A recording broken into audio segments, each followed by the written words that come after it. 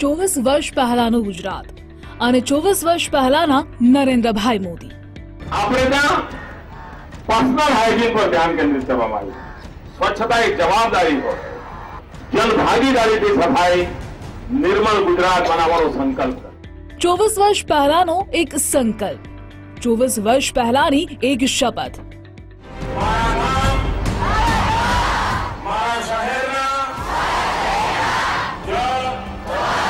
જમીન અને વાયુને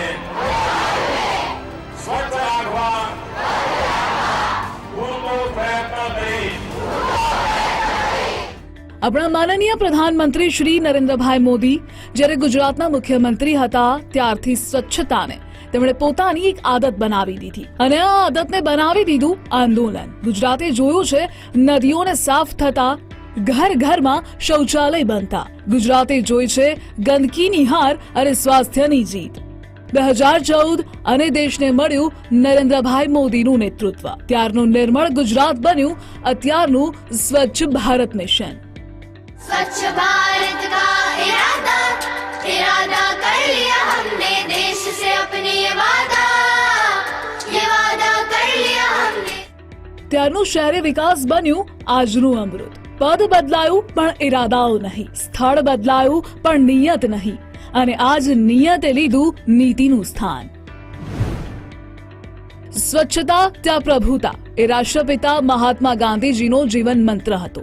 તમામ શહેરો, નગરો અને ગામો સ્વચ્છ થાય, સંપૂર્ણ ગટર વ્યવસ્થા બને, નાગરિકોનું આરોગ્ય અને જીવન સારું બને તથા શહેરો, નગરો અને ગામોમાં વસતા લોકોને સ્વચ્છ પર્યાવરણ મળી રહે તેવું મહાત્મા ગાંધીજીનું સ્વપ્ન સાકાર કરવા આપણા લોકલાડીના માનનીય પ્રધાનમંત્રી શ્રી નરેન્દ્રભાઈ મોદી કટિબદ્ધ છે.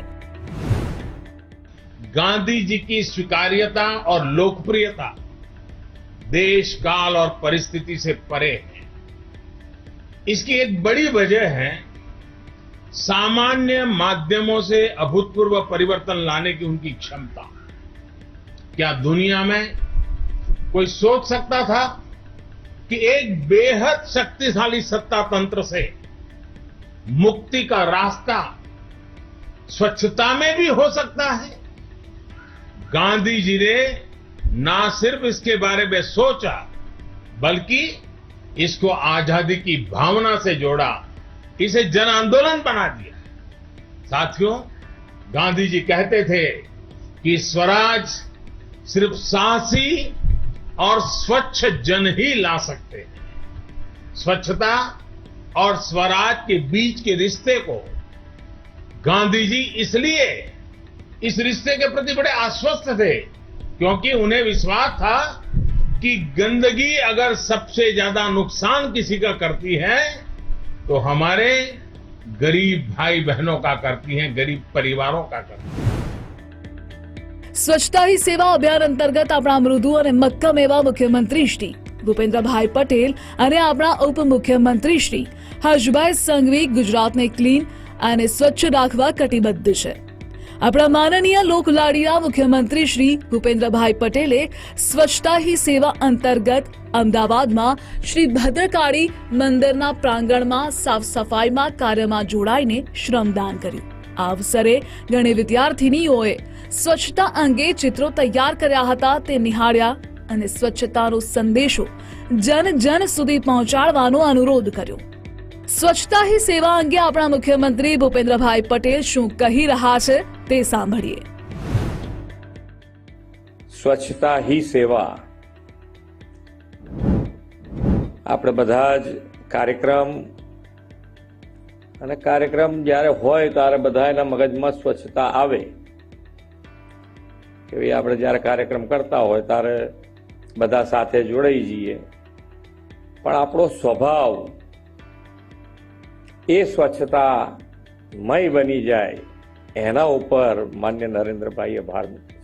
આપણી સંસ્કૃતિ તો છે જ સ્વચ્છતા, પણ આપણા સ્વભાવમાં આ જે જતું રહી છે સ્વભાવમાંથી એ સ્વચ્છતા આપણે પાછી લાવીશું તો જે આપણે 15 દિવસ કાર્યક્રમ અંતર્ગત જ સ્વચ્છતા માટેની વાત નથી.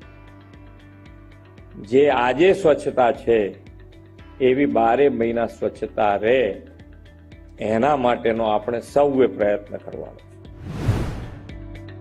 સાબરમતીના કાંઠે વસેલું છે આપણું અમદાવાદ. માત્ર એક શહેર જ નથી, બલ્કિ ઓળખ છે એકતાની, પ્રેમની અને સંસ્કૃતિના જતનની, જેના ઇતિહાસના પાનાઓ હંમેશા ગૌરવના ગુણ ગાય છે અને નગરજનોના સપનાઓને ઝળહળતા રાખે છે. આજ સપનાના શહેરની ચમકમાં કોઈ ધૂળ ના લાગે તેની ચિંતા કરે છે અમદાવાદ મ્યુનિસિપલ કોર્પોરેશનના અધિકારીઓ અને કર્મશીલ યોદ્ધાઓ. અને એટલે જ તો ઇન્દોર જેવા 10 લાખથી વધુ વસ્તી ધરાવતા દેશના અન્ય શહેરોને પાછળ રાખી આપણું અમદાવાદ સ્વચ્છતા સર્વેક્ષણ 2024માં પ્રથમ ક્રમાંકે આવ્યું છે. માનનીય મેયર શ્રી, કમિશનર શ્રી અને અમારી સફાઈ અભિયાનની સમગ્ર ટીમ આની પાછળ જોડાયેલી છે. 10,000 વધારે કરતા કર્મચારીઓ આ સિટીને ગરમી, ઠંડી, વરસાદ જોયા વગર ક્લીન રાખે છે. સિટીને ચોખ્ખું રાખવા માટે અમારા તમામ નગરજનો, તદુપરાંત એસઆઈ, સેનિટરી ઇન્સ્પેક્ટરો, અધિકારીગણ, કમિશનરગણ અને પોલિટિકલ વિંગ બંને સાથે મળી કદમથી કદમ મિલાવી ભારતમાં અંદર ક્લીનેસ્ટ સિટી તરીકેનો આ એવોર્ડ પ્રાપ્ત કર્યો. આવનાર સમયગાળા દરમિયાન આ એવોર્ડ અમે જાળવી રાખીશું. નગરજનોએ જાણવું જોઈએ કે આ કાયા પલટ એમ જ નથી થઈ. ભારતના 7મા સૌથી મોટા મહાનગર અમદાવાદની સાફ સફાઈની જવાબદારી એએમસીના હાથમાં છે. શહેરમાં 12,500થી વધુ સફાઈ કર્મચારીઓ છે જે ત્રણેય ઋતુમાં અવિરત કામ કરે છે. શહેરના રસ્તાઓ ઉપર સવારે 6:30 થી 11:30 કલાકે અને ત્યારબાદ બપોરે 3 વાગ્યાથી સાંજે 6 કલાક સુધી શહેરને સ્વચ્છ રાખવાનું ભગીરથ કામ કરે છે.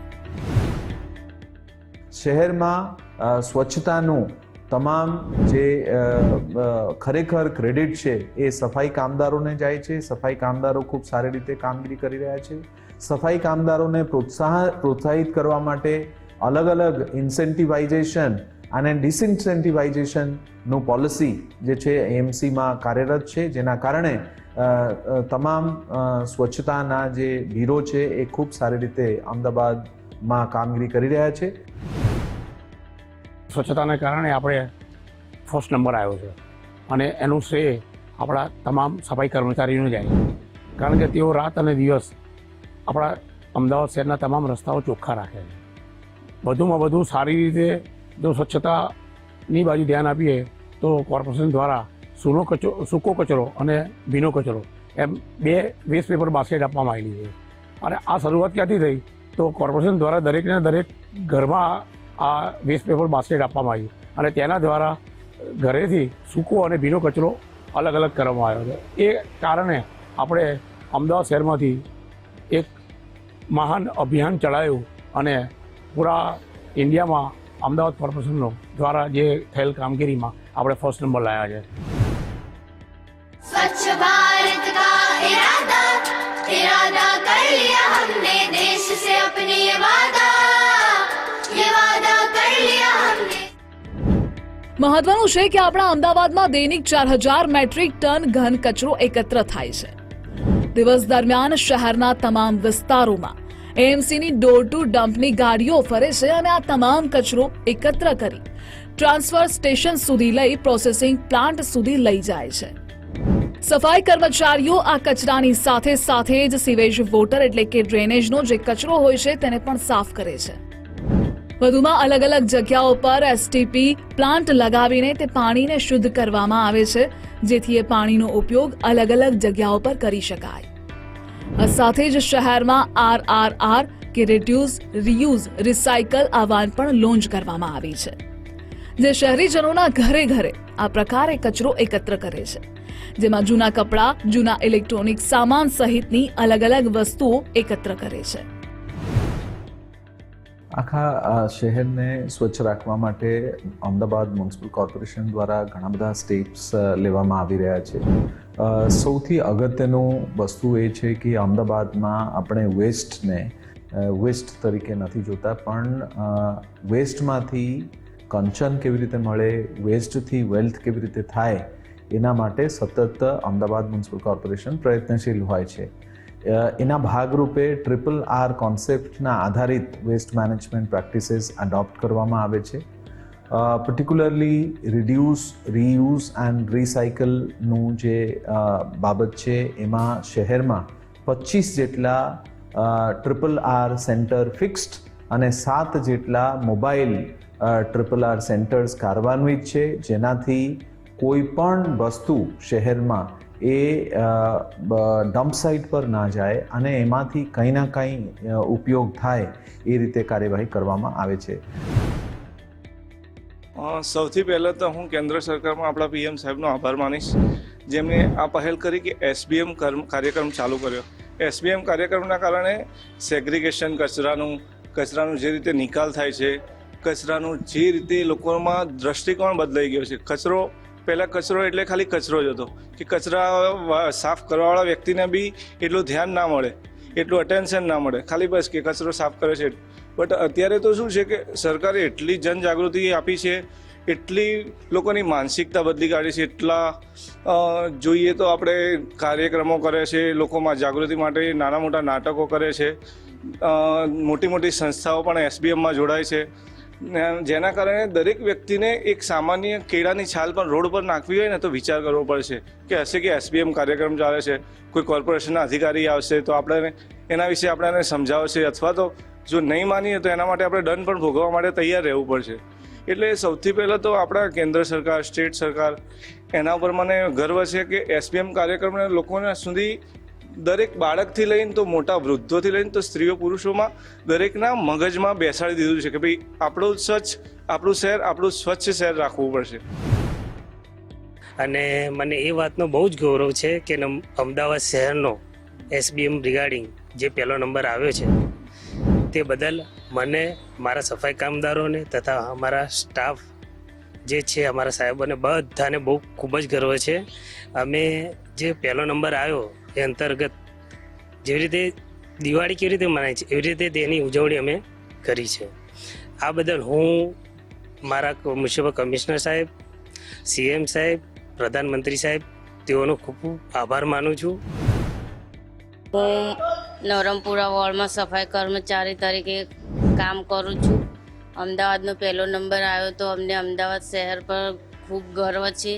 અમે અહીંયા સવારે કામ કરવા વહેલા આવીએ છીએ તો સારું પ્રોત્સાહન અમને મળે છે અને સારી સાધન સામગ્રી અને અમને ગ્લવ્સ છે, કોટી છે, હાથના બધું સાધન સામગ્રી આપે છે અને અમને સારું કામ કરવા ઉપર સારો પ્રોત્સાહન મળે છે અને બધા અમને સારો સહકાર આપે છે.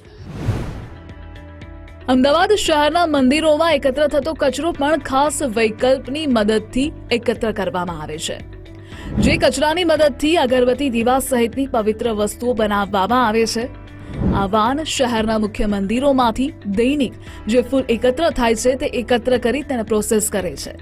સાથે જ લોકો નદીમાં કચરો ન પધરાવે તે માટે તમામ બ્રિજ પર નિર્મળ કળશ પણ મૂકવામાં આવ્યા છે, જેથી લોકો પૂજાને લગતી તમામ સામગ્રી નદીમાં પધરાવવાને બદલે તે કળશમાં મૂકે અને કોર્પોરેશન દ્વારા તે જરૂરી યોગ્ય રીતે તેમાંથી વસ્તુઓ બનાવી શકાય, જેથી નદી પણ શુદ્ધ રહે. અમદાવાદ કોર્પોરેશન દ્વારા કળશ અલગ અલગ રિવરના સાઈડ ઉપર મૂકવામાં આવ્યું છે, બ્રિજેસ ઉપર મૂકવામાં આવ્યું છે અને એના સાથે સાથે વેસ્ટ ટુ વેલ્થના ભાગરૂપે જે અલગ અલગ કંપનીઝ આપણે એસ્ટાબ્લિશ કર્યા છે. આમાં વેસ્ટ ટુ ચારકોલ છે, વેસ્ટ ટુ સ્ટીમ છે, વેસ્ટ ટુ બાયો CNG છે. એ તમામ જે ઇન્ડસ્ટ્રી છે એ આપણા પાસે અત્યારે આગામી દિવસોમાં એ કાર્યરત થશે.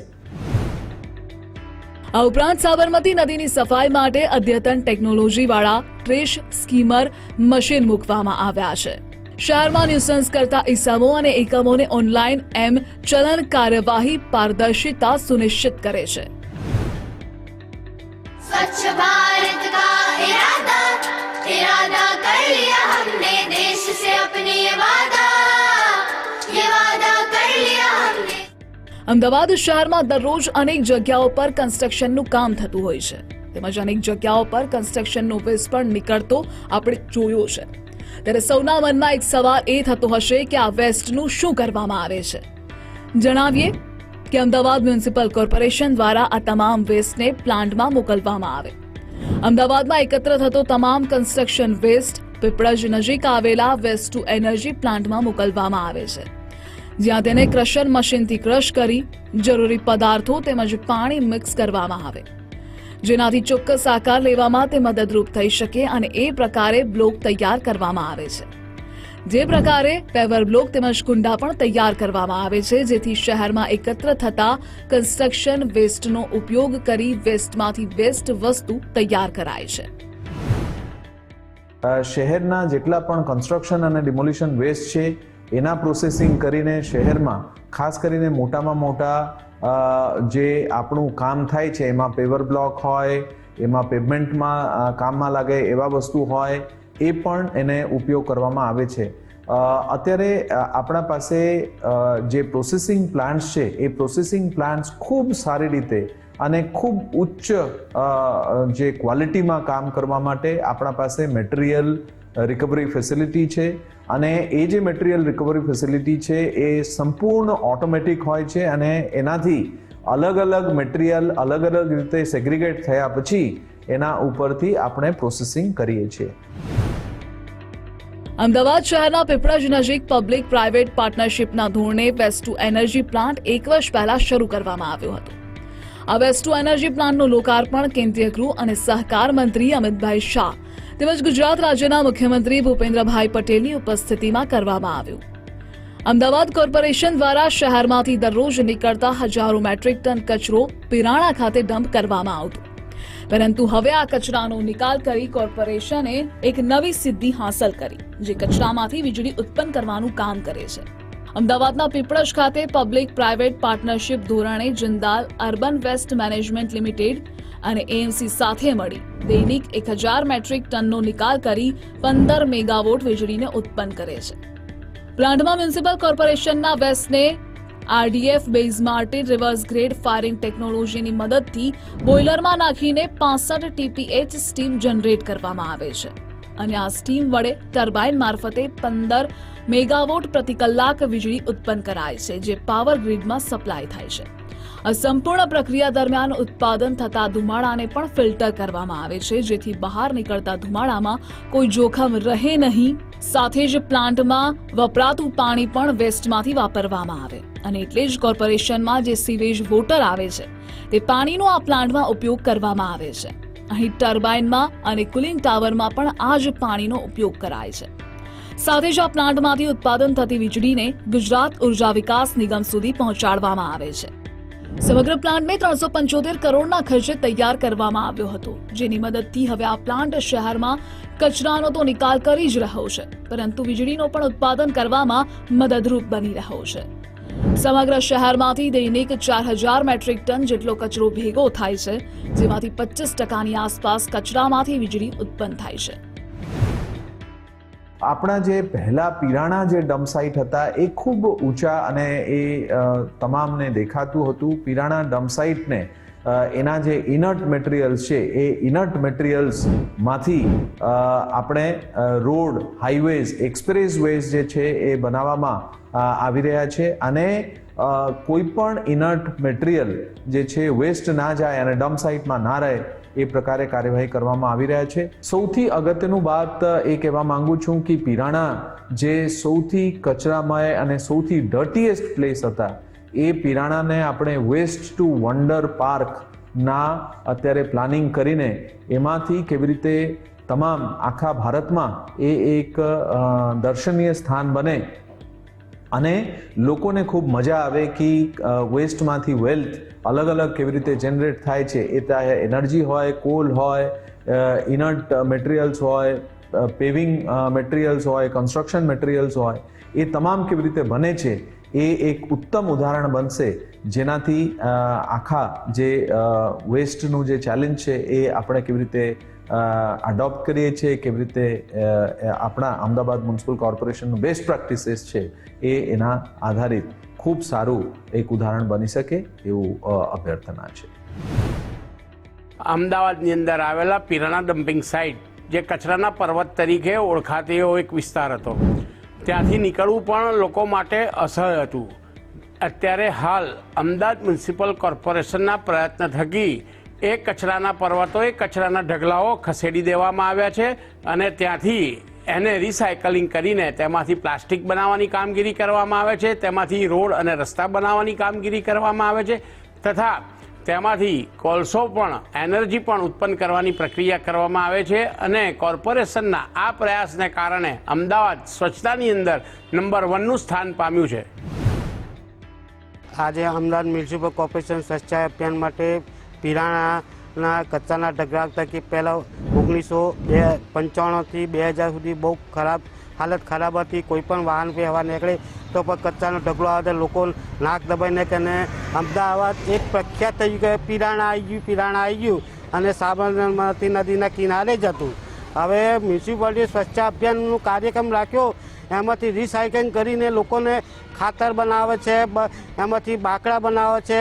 મ્યુનિસિપાલિટી બધું જ કાર્યક્રમ કરે છે અને ખેડૂતો માટે પણ કામ લાગે છે મ્યુનિસિપાલિટીનું કાર્યક્રમ અને એને સ્વચ્છતા અત્યારે એકદમ એને થઈને જઈએ તો સારું લાગે કે પહેલાં એ ઢગલો હતો પણ અત્યારે ઢગલો નથી, એના જગ્યાએ અત્યારે બેસવા લાયક જગ્યા બનાવી દીધી, એનો સ્વચ્છતા અભિયાન કહેવાય છે.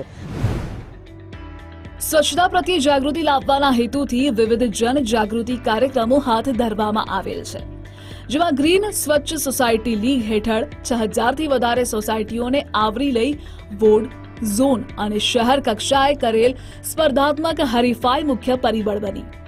જાગૃતિ લાવવાના હેતુથી વિવિધ જનજાગૃતિ કાર્યક્રમો હાથ ધરવામાં આવેલ છે, જેમાં ઈ શપથ કાર્યક્રમની શરૂઆત પણ કરવામાં આવેલ છે.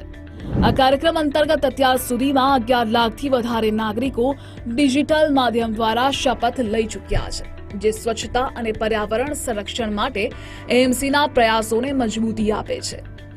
માય સિટી માય પ્રાઇડ અભિયાન હેઠળ વિવિધ ઝુંબેશોમાં છેલ્લા 1 વર્ષમાં લાખો નાગરિકો, સામાજિક સંસ્થાના પ્રતિનિધિઓ અને એનજીઓ તેમજ ધાર્મિક સંસ્થાઓ દ્વારા સ્વચ્છતા હી સેવા અંતર્ગત મોટા પાયા પર શ્રમદાન કરી શહેરને સ્વચ્છ બનાવેલ છે.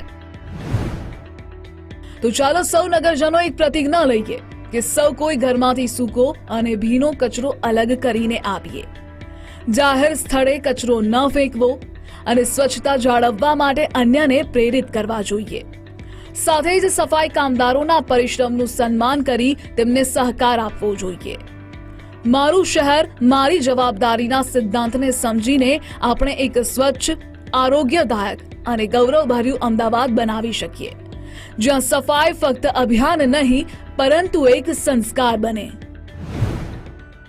ખાસ કરીને શહેરમાં જે પબ્લિક બિહેવિયરનું વાત છે એમાં અમદાવાદીઓને એક વિનંતી છે કે આપણે ખાસ કરીને જે લારી ગલ્લાના સેન્ટર્સ છે, જે વેન્ડર્સ ના જગ્યાઓ છે, કોમર્શિયલ સ્પેસીસ છે, એમાં આપણે હજુ પણ કચરાના બાબતો આપણે જોવા મળે છે. એટલે તમામ વેન્ડિંગ ઝોન્સમાં ખૂબ અગત્યનું આપણા જે એસઓપી છે એ એસઓપી ઇમ્પ્લિમેન્ટ કરવામાં આવી રહ્યા છે. તમામ જગ્યાઓ પર આપણે તમામ એજન્સીઓમાંથી અમદાવાદ મ્યુનિસિપલ કોર્પોરેશન કામગીરી કરી રહ્યા છે, પરંતુ લોકોને એક વિનંતી છે કે આપણે હજુ પણ એક પણ કાગળના એ પણ બહાર ના ફેંકવામાં આવે અને લોકોનું જે સપોર્ટ થાય છે અને ઘણા બધા લોકો ખૂબ સારી રીતે સપોર્ટ કરે છે. હું પોતે લોકોનું જે ખૂબ સારું પબ્લિક બિહેવિયર હું પણ જોઉં છું, પણ જે લોકો આ પબ્લિક બિહેવિયરને એ સારું પબ્લિક બિહેવિયરને એડોપ્ટ કરી શકતા નથી અથવા એ લોકો કચરા ફેંકે છે, એના ઉપર પેનલ્ટી પણ કરવામાં આવી છે, પણ પેનલ્ટી એક આન્સર નથી. એટલે આપણે એ તમામ લોકોને વિનંતી કરીએ છીએ કે આપ પણ આ જે મુહિમ છે એ મુહિમમાં આપ પણ સમર્થન આપો, આપ પણ ટેકો આપો અને તમામ થકી અમદાવાદ જે છે ખૂબ સ્વચ્છ શહેર બન્યા છે, પરંતુ હજુ પણ આપણે one of the best waste management practices adopt કરીએ છીએ. આપ તમામના સહયોગ થકી આ જે આપણું ઓબ્જેક્ટિવ છે એ આપણે હાંસલ કરી શકીશું. સ્વચ્છતા હી સેવા 2025 જે સ્વચ્છતા ઉત્સવના બેનર હેઠળ લાખો લોકોને એક કરી રહ્યું છે. આ ઝુંબેશ આપણને યાદ અપાવે છે કે સ્વચ્છતા એ કોઈ મોસમી પ્રવૃત્તિ નથી, પરંતુ એક ઉભરતી રાષ્ટ્રીય સંસ્કૃતિ છે. અને જો આ ભાવના સાથે સ્વચ્છતા રાખવામાં આવે તો સ્વતંત્ર ભારતના સૌથી કાયમી વારસામાંની એક બની શકે છે, જે 2047માં ખરેખર વિકસિત ભારતનો પાયો નાખશે. જય જય ગરવી ગુજરાત.